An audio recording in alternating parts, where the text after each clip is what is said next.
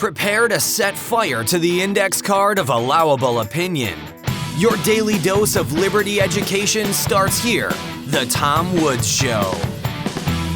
Hey everybody, welcome back to the Tom Woods Show, episode 2402. I'm delighted to be talking to Matthew Lysiak, who is the author of the brand new book, Fiat Food, Why Inflation Destroyed Our Health and How Bitcoin Fixes It. That is quite a thesis. I talked to our mutual friend, Saifedean Ammous, about this subject briefly, but now you've really honed in on it in a separate book on a topic that I think a lot of people are thinking about more and more as they look around and they see the obesity problem. They look around at they look at the ingredients on the packaging of the things they're buying at the store. They wonder what half these things are. So you have I think this may be a case where the moment and the book have met. So anyway, Matthew, welcome to the show. Thank you. And thank you very much for having me. I credit to Saifedean Ammous. It was the Fiat Standard, a book that he published a few years ago that first turned me on to this topic. There was a chapter in it called Fiat Food. And I bought the book to try to understand better his economics. But what ended up happening to me was I got to the chapter on food and I thought it was so outlandish that it couldn't possibly be true. And by nature, I'm an investigative reporter. So for 15 years, my wheelhouse was crime. And my job was in particular mass shootings. So I would go around the country for the New York Daily News and try to figure out the motive of why these killers had done the things that they had done, which took me down a lot of rabbit holes.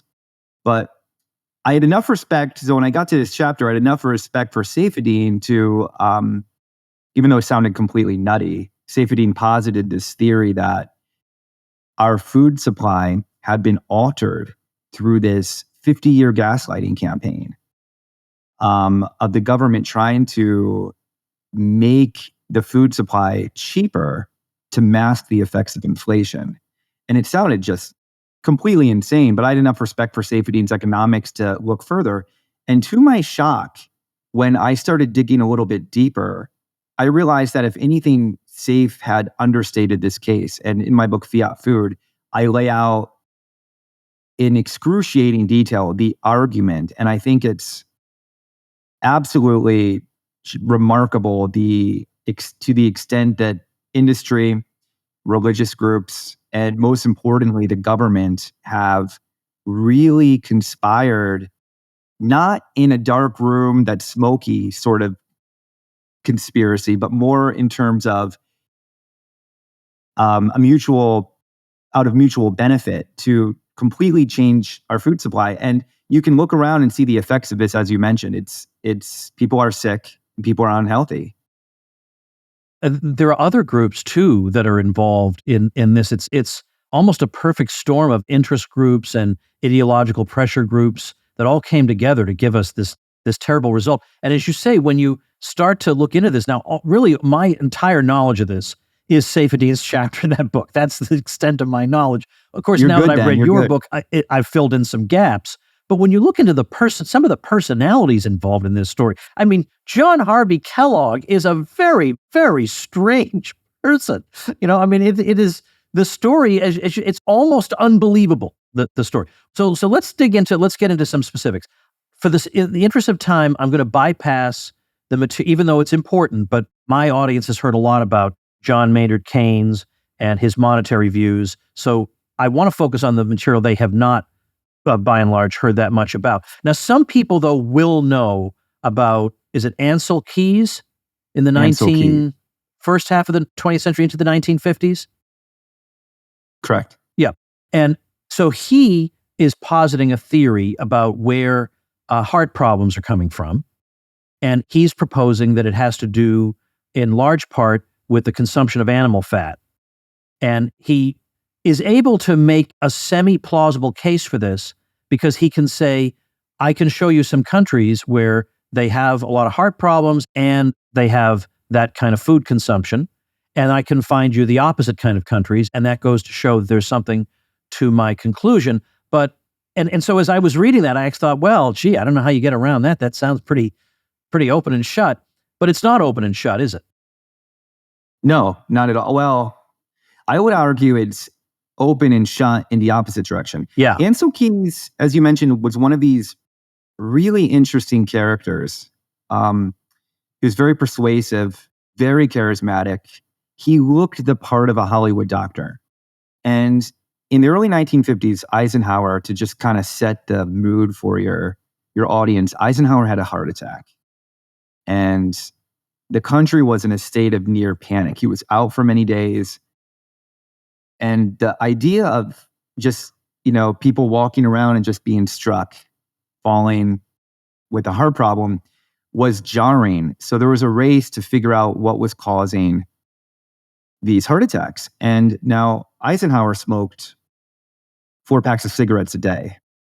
But Ancel Keys had this theory that the diet that we had been eating for thousands of years in terms of animal fats was the culprit. And his colorful idea was that the saturated fat worked in your body and clogged up your arteries, and then the high cholesterol led to the heart attacks. And he was able to push this theory, which at first was looked at as not as credible, but he was able to push this theory into what has become conventional wisdom. And if you look at the actual data behind these studies, so you mentioned the 7-country study, I'm confident that if you pull that study and just if you looked at it and your audience looked at it, that a 12-year-old could see how flawed it was. Now, these were, not to get too into weeds on science, but these were observational studies, which is the equivalent of handing out a flyer to somebody that asks them what they had been eating. And they're notoriously unreliable. And he also cherry-picked which countries he would use to, bolster his argument. So the data was faulty. His conclusions were not, they weren't rigorous science. This was not the gold standard of science, which would be a double-blind study, clinical study. That's how we can really figure out what cause and effect is. Observational studies don't have, you can really easily rig them with data. And we find, once I dove into the actual studies that have built up our current understanding of nutrition science, I was shocked to find that these were all really poorly run observational studies. You have the one from Ancel Keys, but then you have several that came out of Global Linda University, which is run by the Seventh Adventist Day Church, which we haven't gotten into, but they have an entirely different conflict of interest in terms of science. And it's not science, it's something else. So it's interesting because you do cite some scholars who tried to show that the relationship that Keys was positing between animal fat consumption and heart problems in various countries generally didn't hold, that he was cherry-picking places where the relationship appeared to hold, but that we could cite a billion other places where the opposite conclusion appeared to be true. So it's interesting that he nevertheless emerges victorious when there were legitimate challenges to what he was saying. Yeah, and that's not a coincidence. John Yudkin, who was from England, he was a brilliant scientist. He posited that sugar had more of a correlation using Keys' own data. He looked at Keys' own data. He's like, well, look at this. Sugar is clearly more relevant here. But after Nixon completely decoupled from the gold standard on August 15th, 1971, and the currency began to degrade, the two most important things people consume are energy and food. And, you can go 10 years without buying a sofa, and you can go 20 years without buying a house, but we need energy and food every day. And you notice very clearly the upticks in how these, everybody knows the gas price, and everybody knows how much food costs, because we have to do this as humans every single day. So there was a concerted effort to, and I document this throughout my book, to tilt the table, so to say, to people like Ancel Keys, to studies that affirm the point of view that we should be eating cheaper food, because, nothing gets people more riled up. And I'll point to Sri Lanka of 2022, where the price of meat went up by over 100% in a short period of time, and the people stormed the palace. The leaders had to flee. And there have been several hundred food protests since 2020 about the high price of food. So they understand, or our leaders understand, that this is a very vulnerable point for them. But instead of reining in the currency, what they've done is they've altered the definition of health. So this is why people like Ancel Keys would be promoted, and people like John Yudkin, who actually had real science behind him, would be devalued. That seems to be happening in quite a few areas, not just in health. What's the relationship in this story between Procter & Gamble and hydrogenation and American health? Oh, gosh. This is a particularly interesting part of my book where I learned a lot, was researching and going through old newspaper clips on what cottonseed oil was initially used for. Procter & Gamble had excess cottonseed oil, which was a waste product. Nobody really thought of cottonseed oil as something that people ate. It was waste. It was cottonseed. And they came up with this idea to have it as a new fat. And I kind of look at this part of history as a really remarkable feat in marketing, because this was the first time that for thousands of years, nobody had to tell humans what to eat. We intuitively knew, much like a cow knows or a lion knows. We weren't confused about what we should be eating. But Procter & Gamble began a marketing campaign in the early 1940s to push, or even earlier, to push cottonseed oil as a food into the food supply.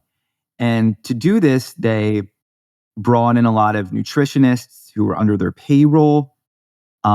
They infiltrated some government groups to make it seem like it was more legitimate. And as a result, they went from, you could look at polls and the way people perceived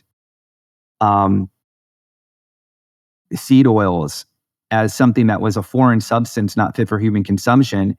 By the end of the 50s, it was widely held, and you could go look at advertisements from this period. They're really interesting. They'll show a woman, a housewife, and she'll be like, well, I'm a modern housewife. I don't want my kitchen smelly with lard. That's disgusting. I'm using Crisco, which is what the modern woman uses. And it was a really magnificent campaign, and it ushered in for the first time foreign. Honestly, it's not food. It's something different. It's something that should not be consumed by people. These foreign objects into the food supply, and it turned out to only be the beginning. There's one other person I want to bring into the story, and then I want to talk about the government's role, which largely, but not exclusively, is that its central bank raised prices of things, and then this was a movement to try to suppress food prices by diverting people into eating different types of food. But we have to talk about John Harvey Kellogg. I mean, this, we see this name all the time, and we probably think he's like Walt Disney or something, but not really, turns out. No, my wife had this idea. I recently sold a screenplay, and she thought I should write a horror movie based on John Harvey Kellogg. Because his life, and I would not have to fictionalize it, because his life was that of what most people would consider a monster. Well, by the way, this book could be a documentary. No problem at all, right? This would be fascinating for people who don't read books. I mean, it's something at least to think about. Yeah, no, thank you. I'm considering that. I'm sure I was going to talk to Safe about that. But John Harvey Kellogg was a doctor, and he became very close to Ellen Gold. And she was the one who founded the Seventh-day Church. So just to give your audience a little context, the Seventh-day Church was invented and brought into existence by Ellen Gold, who, as a young girl, was hit very hard in the head by a rock. And she came up out of a small coma with this ability to have visions from God. And God told her that we're on the precipice of complete apocalyptic destruction as a society. And the reason we are in this state is because we are eating too much meat, which is leading to carnal desires. And the carnal desires, in particular masturbation, is the source of not only all disease, but sin, and the coming apocalypse is about to be brought on by all these people eating meat, which led to carnal desires. And John Harvey Kellogg came along and they became very close. And he was a doctor. And it's hard to underestimate his influence at the time. He toured the country giving speeches. He wrote books. He had pamphlets and he had a practice. So he was very influential. He was a celebrity doctor of the time. And he charismatically put on this view. And this guy he'd wear a white suit. He'd have a bird on his shoulder. He'd launch into songs at a time. But his recommendations for young girls who came into his practice and had maybe were hyperactive or signs of depression, or even if they had a sore throat in one instance, he would recommend that and suggest that the cause of it all was that they had been masturbating secretly. So some of the things that he decided to do and prescribe were to pour carbolic acid on their clitorises, or to cage them, or to perform surgeries without anesthesia so that the subjects could remember the pain and associate it with sexual pleasure. So he was a pervert on levels that were that strained credibility. And he would later go on to, which is really in his wheelhouse and consistent with his worldview, he would go on to become a eugenicist, responsible for taking away the ability for, I think, 3,200 women in Michigan to reproduce because they were just not fit socially in his eyes. So he was able to actually get laws passed in Michigan to accomplish that. And I would argue he's been more successful though than people realize, because for 50 years, we've been eating cornflakes and his science was not off. The sex drive of Americans in particular has decreased. We've become less fertile. He's been astoundingly successful. His legacy persists. Every morning when some little boy wakes up and eats sexually repressive foods like cornflakes or corn-based food and skim milk, which has inhibited the male sex drive and the female sex drive, and has arguably put our entire societal existence at a bit of risk in terms of fertility rates, and contributed to that. There's other factors.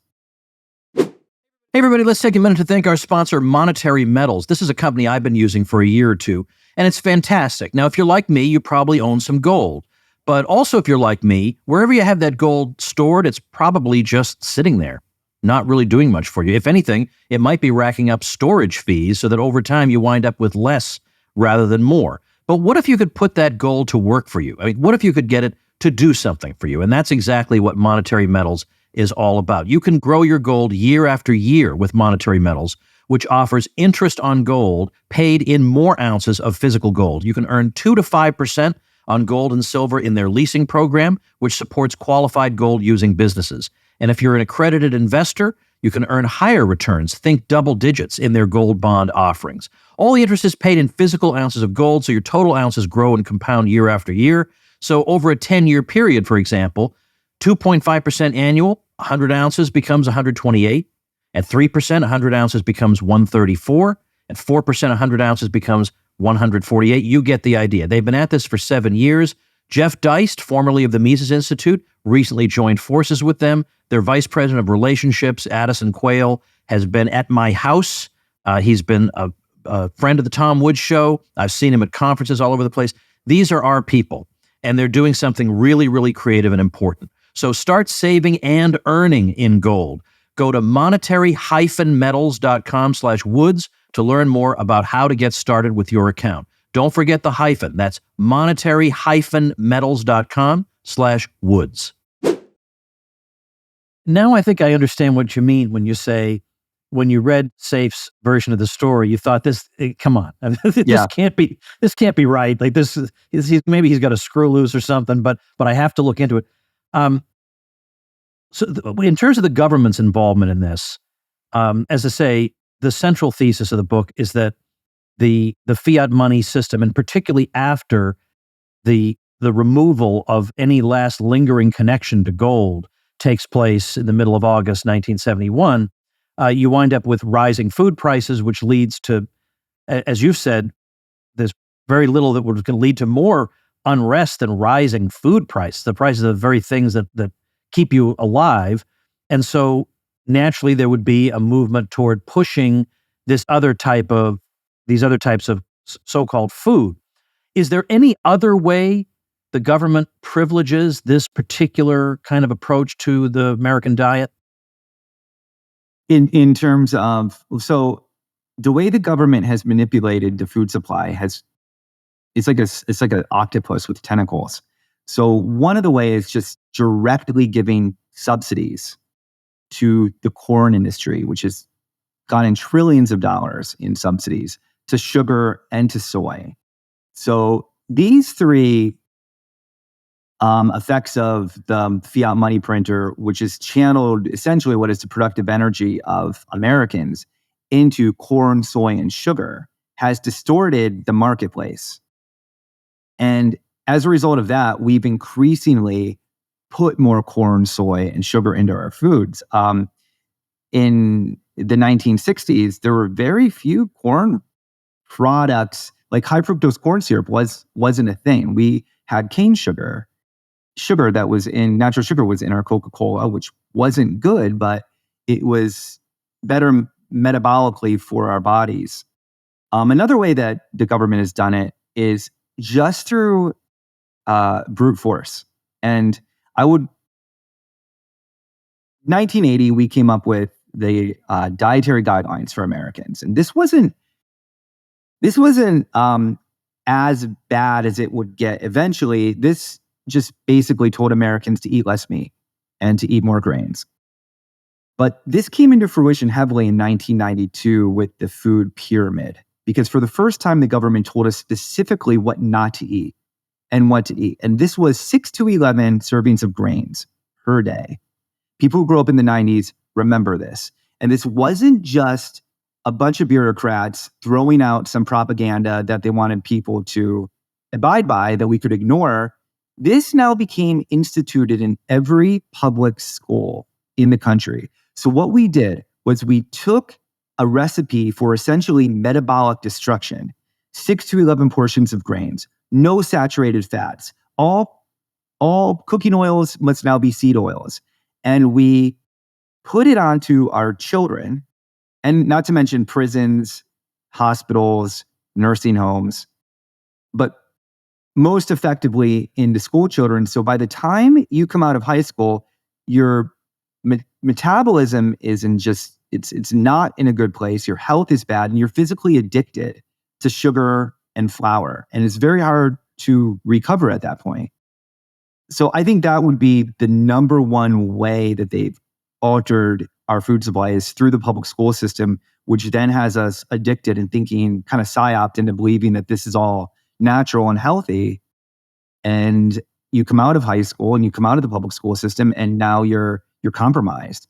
And not only are you're sick physically, but you're sick mentally. You're not as able to discern, and your critical thinking skills erode from these waste products that have been put into us in lack of nutrition for decades.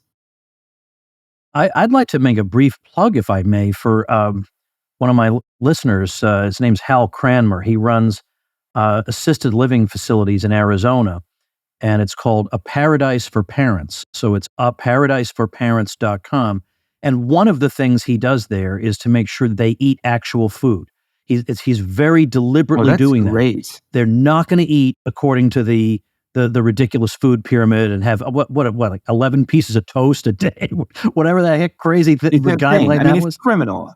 Tom, yeah. It's criminal. And just so your audience knows, and we go through this in the book, and I want to give a hat tip to Nina Teichl, who has done a lot of work. She's the author of The Big Fat Surprise. And she uncovered, and I used some of the evidence that she found in my book, she uncovered that the people who come up with the dietary guidelines, they're all shills of industry. 95% of them are conflicted. So for instance, we have this moronic woman who was on 60 Minutes, a doctor, in January of 2023. She's on 60 Minutes and she's explaining that Dr. Fatima Stanford, I want to give her a shout out for this. Dr. Fatima Stanford was explaining to everybody that while we used to think that what we put into our body was the reason that we suffered from illnesses and obesity, is not true. That in reality, why the cause of obesity is genetic. And this wasn't by accident that this came out. And I bring her up because she's now on the 2025 nutritional guidelines. So she's paid. Yeah. So she's been a consultant for Ozempic, the parent company of Ozempic. And I mean, I actually can't think of anything more vile than telling people that they're not responsible for their own bodies. Because if you can convince the public that they actually are not even responsible for how they feel, that they then need to basically outsource that information to pharmaceutical companies and medical experts, then you're putty for anything that they want to do. And we see the effects of this. So not only did this was like a very well organized marketing campaign. 60 Minutes aired this show. Into breaks, it was advertisements for Ozempic. The only other expert they had on the show wasn't somebody to rebut her. It was another consultant for the weight loss drug. Of course. The next month, the American Academy of Pediatrics released a statement saying that now they're recommending this drug for children. Now, this is a drug that would replace statins as the most profitable drug for the pharmaceutical companies in American and world history, arguably, because 40% of our country is obese. So you get somebody to have to pay for a shot once a month. It's huge profits. What isn't profitable is telling people to eat meat and eat dairy and go back to the diet that we ate for thousands of years before these diseases came into our landscape.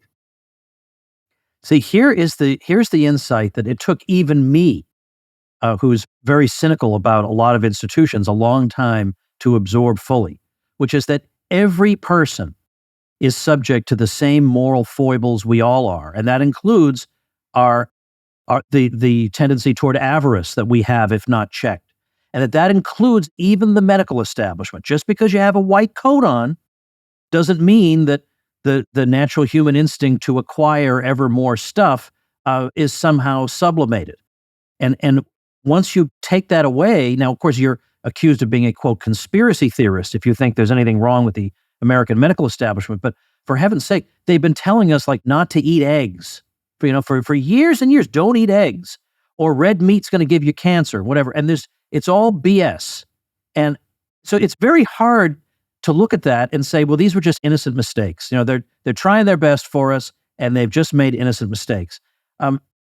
Did you at some point, did you ever go along with the like I did, the food pyramid, and you figured I had no reason to think that nutritionists or the let's say government officials who were advising people, I had no reason to think they had anything but my best interests at heart. And what knocked you out of it? Yeah, Tom, I think what is reasonable. We're good people. I like to think I am. You look like a good person. So we assume that other people are good people. And what knocked me out of it? Gosh, I grew up in the 90s. I was a fat kid. And then I grew up in the 90s. My mom is Italian. She's a wonderful woman. But at the time, and your audience who's a little bit younger might not understand this, in the 90s, you were looked at as a child abuser if you fed your kid meat. I mean, it was a real campaign. There was a kind of like this idea that you needed to, for the sake of your family, really replace all these saturated fats with these destructive seed oils. And I became heavily addicted in my teenage years to sugar and grains. And I mean, I ate so much shit. It was unbelievable. At the age of 16, I got cancer. And I intuitively realized that I had done something wrong. And I remember laying in the hospital bed and asking my doctors how this happened to me.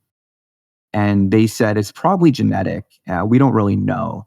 But in the back of my mind, I felt intuitively that I was eating the way I was eating was not right. So it began a search for me to find, and it took a long time because I was psyops. And the interesting thing that I discovered, especially after I read Safe's chapter, was that it wasn't that I needed necessarily to learn a bunch of new things. It was that I needed to unlearn a lot of the axioms I had accepted and built information onto, and kind of go back in time to when there weren't these diseases. What were people eating? How were they doing it?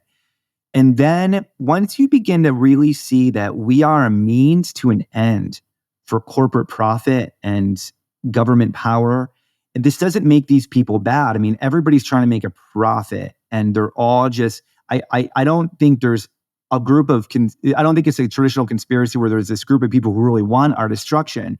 It's just every step along the way, you're incentivized to push a certain narrative. And behind that, the wind in the sails is the fiat money printer, because there's no opportunity cost. And they're able to put tons of our energy through the inflation of currency and direct it towards somebody like Ancel Keys, towards somebody like John Harvey Kellogg, who then, and the Seventh Adventist Church, who currently run the American Dietetic Association. They began it, they're running it now. And the corporations, that's easy. They just profit far more from cheap industrial waste that's addictive than meat, which you eat, then you're full.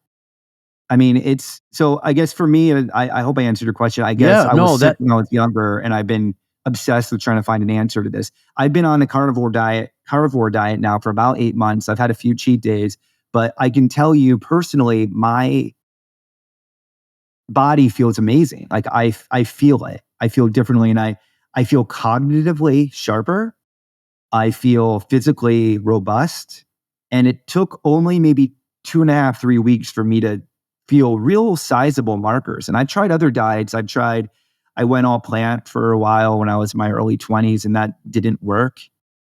But a lot of it is just not, it's just not putting the addictive bad substances into our body, and then we can get all the nutrients we need from me. And I feel like my health has gained immeasurably from that.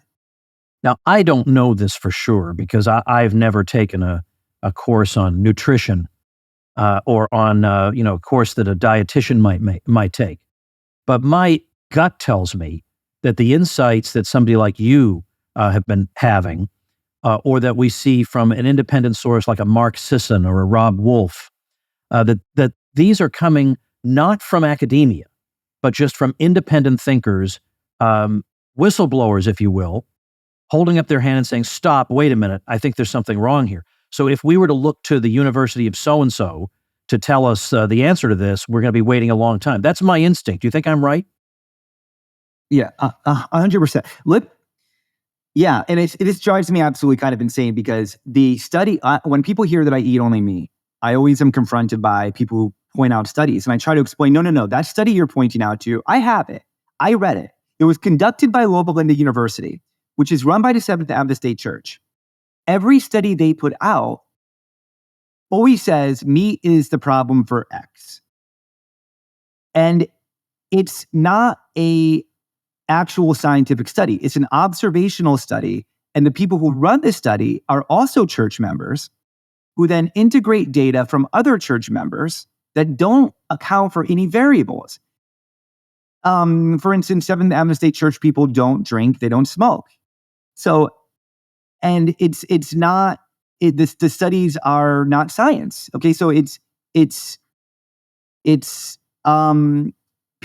it's public relations. And I try to explain, because there are some real studies. There's a Minnesota coronary survey, which Ancel Keys himself had started in 1967. It lasted 4 years until 1971. And to give your audience a little detail on that, that was an actual study. So that was a double-blind clinical study conducted in mental asylums in Minnesota. And I point out as mental asylums because all the variables could be controlled. You knew what everybody was eating. And shockingly, we went decades without finding out the results of this study. Eventually, a journalist named Gary Taubes, who has been fantastic in this field, caught up with one of the scientists in it and asked why the results were not published.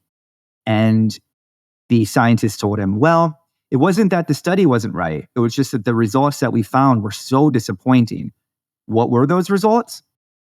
In 2016, the New York Times found out. They found out shockingly to them that people with not only was high cholesterol not associated with increased risk of heart disease, but mortality rate of people with low cholesterol was higher. Of those whose diets in this study were replaced with seed oils and saturated, as opposed to saturated fats. So you had two groups of people in this study, one who ate meat and saturated fats and one who had a bunch of seed oils. And the people who ate the low-fat diet did significantly worse. We just ignored this study.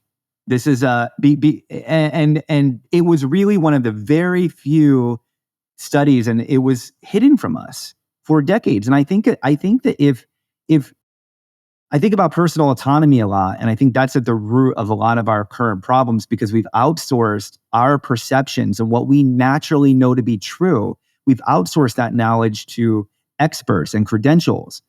And I just want your audience to just try to evaluate whether we should keep trusting these credentialed experts when you look at the results, because results matter. And for 50 years, they've been telling us to eat a certain way. Americans have complied at a remarkable rate. We've lowered our consumption of red meat. We've raised our consumption of grains. And go to Walmart and look in line. Look at the people who are your neighbors and your fellow men and women. They're sick. Hey, everybody, a quick message from our sponsor, Crowd Health. If there's one thing we can all agree on in this deeply divided society of ours, it's that we are profoundly unhappy with our healthcare system and with our so-called insurance plans in particular. They were supposed to get more affordable, remember that? But instead, premiums have been increasing, deductibles have been going up, claims denials have been getting more common. Well, we have another option now, and that's Crowd Health, which isn't health insurance. It's a better way to pay for healthcare through crowdfunding. You can break free from the antiquated insurance system without breaking the bank and get into a healthcare option that fits your needs. As a matter of fact, look what I have here, a testimonial that I just got via email the other day from Anthony in New Jersey, who writes, I heard about Crowd Health on your show a while back and signed up with your link. My wife and I are in our early 30s and are expecting our first child in October. To date, they have been great to work with, and I wanted to pass along a good review for them. I was curious to see how this would all work out during pregnancy, but they have been great. Highly recommended. Well, you pay all this money for traditional health insurance, but do you get that kind of peace of mind? Well, Crowd Health gives it to you. Your $50 a month membership includes the tools and services you need to get the highest quality care. So we're talking about telemedicine visits, discounted prescriptions, so much more, and no doctors' networks to get in the way. Plus, your own personal healthcare advocate will help you navigate the complexities of health events and even negotiate bills on your behalf. And you will, of course, join the crowd, a group of members just like you who help pay for each other's unexpected health events. Well, it's time you opt out of restrictive health insurance plans and let Crowd Health help fit your healthcare needs. Get started today for just $50 per month. Go to joincrowdhealth.com/woods to get the healthcare you deserve. Crowd Health is not insurance. Learn more at joincrowdhealth.com/woods. That's joincrowdhealth.com/woods. I have a few more things I want to make sure we definitely cover. So one of them is, of course, in recent years, we've heard from environmentalists who are opposed to the consumption of meat for environmental reasons. They say that it has an outsourced impact on climate and a large carbon footprint, stuff like that. But even back when this new consensus was starting to form, was there an environmental? Were environmentalists also on board with this adaptation of the American diet? There was a small minority of doomsday cult type people who pushed this, but once the fiat money printer began to steer resources towards these groups, shocking, we got more of them. And they kind of formed what I consider to be an unholy alliance with the Seventh-day State Church. So I think the idea that eating meat is a control dial for the Earth's temperature is ludicrous, but it's not new. You could go back to the 1600s when crops wouldn't come up and they'd find some eccentric women and burn them. They were responsible. as witches for the crops not coming up. It's an age-old thing to blame humanity for weather. So it's become more sophisticated in some ways, but no less destructive. And I think one of the central points of the people who impose this belief system on us is to make us feel guilt. And once you can really get people to feel guilt about doing the things essential to their own survival, I just think it's a small step to get them to believe that doubling the currency is the multiplier effect, the Keynesian multiplier effect, like my favorite one, that actually putting $10 into the economy that we just create from government spending creates $100. Yeah, right. I know. It's just, yeah, there's if a you lot believe, of stupidity going around. Yeah, no, if you believe that, then cooking with Crisco is no problem. Yeah, right. Have to accept that. So we should say a word before we talk about Bitcoin, which is obviously necessary given the thesis of your book. Let's say something about the American medical establishment and its role in all this and its complicity in all this.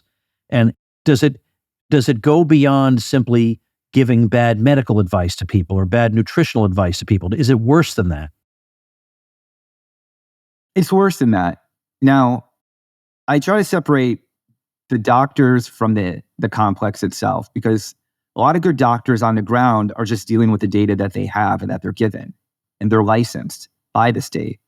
So a lot of good doctors, but the pharmaceutical industry does not profit from our health. And that's one of the difficult things I had to wrap my mind around with the book, because I have a hard time believing people are bad. I mean, the pharmaceutical companies are made up of humans who have grandmothers too, and they have a vested interest in, you'd think, humanity. But how the medical community has been usurped by government agencies who are in part funded by industry and pharmaceutical companies. And I know this sounds like a lot, but I document all these connections in my book. I cite them. It's not a conspiracy theory. It might be tangled up a lot, which it is, but it's there. So when you go to a doctor, you're really getting advice from pharmaceutical interests who have lobbied medical establishments to set guidelines that are then coming through the mouth of the man in the white coat. Yeah. And this was one of these insights that was hard for me to accept. I mean, I've been very cynical about government agencies for a long time, of course, but I was impatient with people who would extend the same kind of analysis to the health establishment. I'd say, oh, come on, now you're going too far. Now you just sound like a crank. But I think maybe it was, and believe it or not how belated this is, but it was probably 3 years of COVID propaganda that made me think there's a deep rot here. And suddenly my mind was open now, finally, to listen to the arguments and the evidence. And now I feel foolish for it having taken me so long. But yet I still wonder, though, the problem of rising food prices was not confined to the United States. So all these countries were off the gold standard. And yet for some reason, these dietary problems seem considerably worse in the United States than in, say, some European countries. That's at least my impression. Is that impression correct? And if so, why is it so much worse here? I don't have a lot of firm data comparatively with other countries, but what I'll say is that the government has far more of an interest to keep Americans' food supply cheap.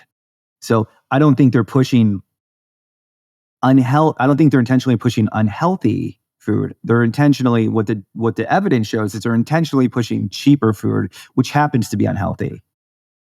And they have a huge interest in, if they're going to maintain power, they need to keep food prices down, or else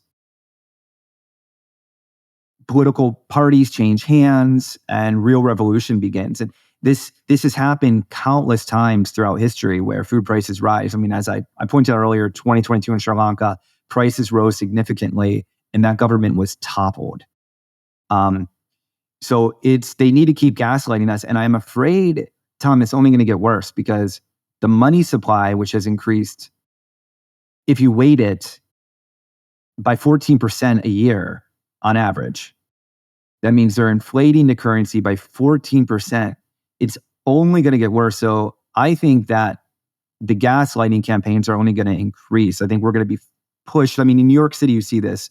So in New York City, They're doing like meat. They were doing meatless Mondays under Adams, but now to save the weather and to make the weather more hospitable, they're taking the meat away from New York City children on other days of the week. So there will be fed Fruit Loops and Cinnamon Toast Crunch breakfast bars, which are high in whole grains. These high sugar, low fat foods, skim milk, which is really just kind of a waste product. They took away our whole milk.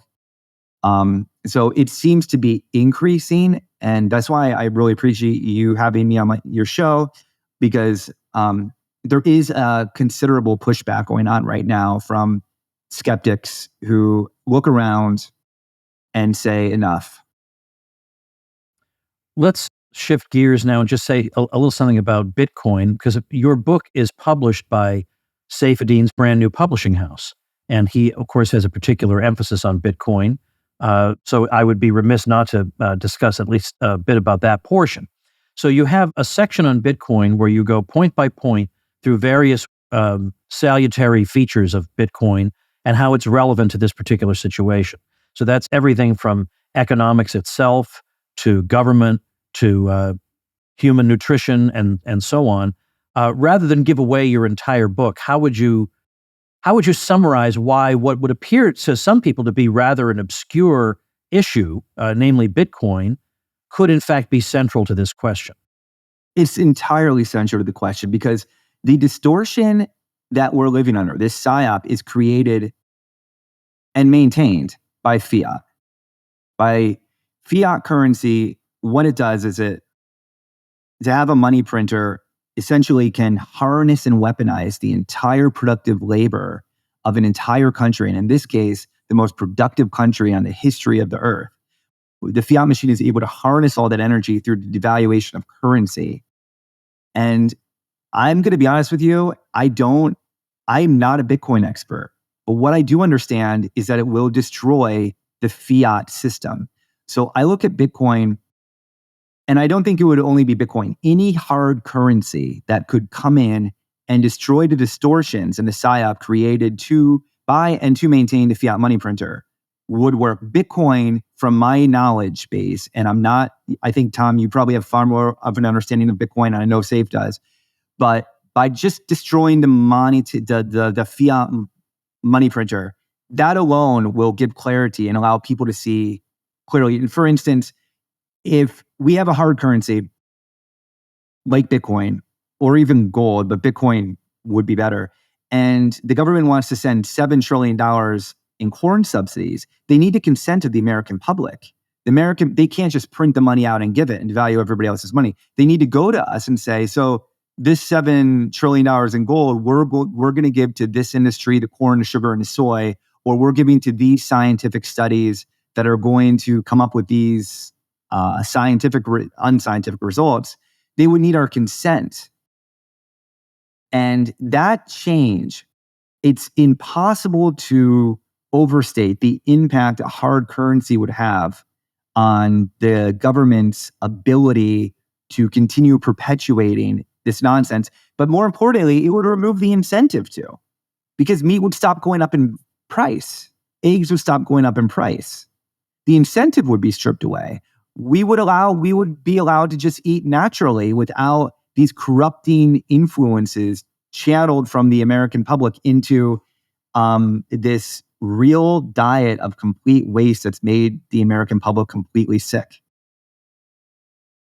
I'm sitting here just thinking, as we're getting close to wrapping up, about practical steps people can take to improve their health. And in some ways, it's not all that difficult, as you say, in terms of changing their diet.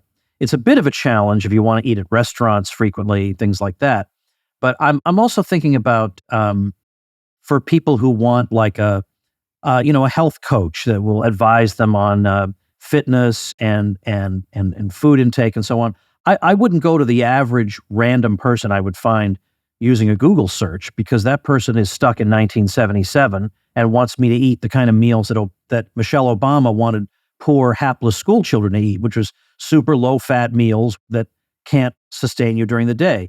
So I do think about, I've had Mark Sisson on the show from the Primal Blueprint, and some time ago, he actually started certifying health coaches. So he has primal health coaches, so that you can actually talk to somebody on a regular basis who can help you modify your diet, make sure you're eating good things, but also that you're getting.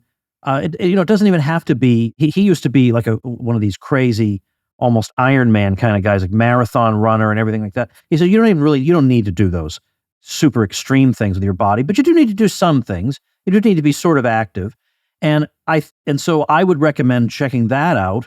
I don't have any relationship with him, but I used one of these people at one point, and I found it very helpful. So the point is, the knowledge is out there. The people who can advise you are out there.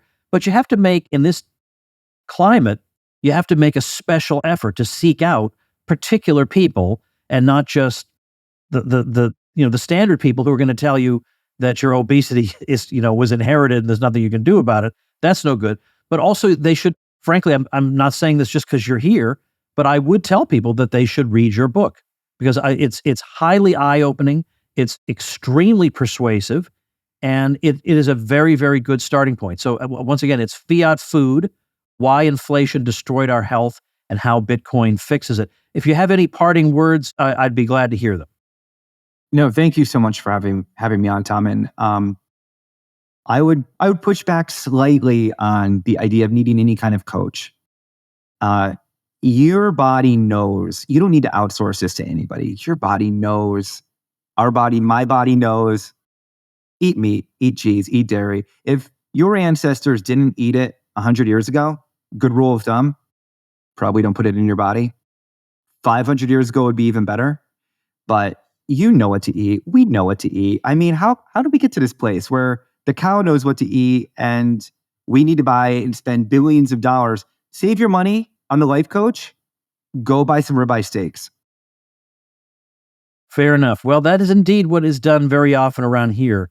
In the Woods household, we are very, very much in favor of our various cuts of steak. And I remember I lived through that period too, where eating red meat was demonized, and basically only a stupid backwoods hick was still doing it. And didn't you know that? But in those days, I do remember that there was some distinction made between kinds of meat. It was better for you to eat something like chicken than it was for you to eat beef. They would make that kind of distinction. Whereas I think today there's a more or less, they're not making these kinds of careful distinctions any longer. Yeah, exactly. I mean, the best part, the healthiest part of ribeye is the fat. And you can go to New York City right now and look at the little outside diners, these women, and they're carefully cutting the fat out of their meat. It's insanity. That's the lifeblood of humanity. Yeah. And by the way, let me just confess before the whole world here that I used to do that, partly for what I thought were health reasons, but partly because I just didn't like it. But I think I'd been conditioned to not like it because it wasn't supposed to be good for me. And it's called fat. What do you say? It's called fat. Who wants to I know, so it doesn't sound very good. You think fat makes you fat. So I thought, well, if I have a cucumber, I'll be in much better shape. But right. Now I've kind of retrained myself, because and particularly because my oldest daughter, if she has a steak, there isn't one bite left on that plate when she's done. And I thought, I'm not going to be outdone by my own kid.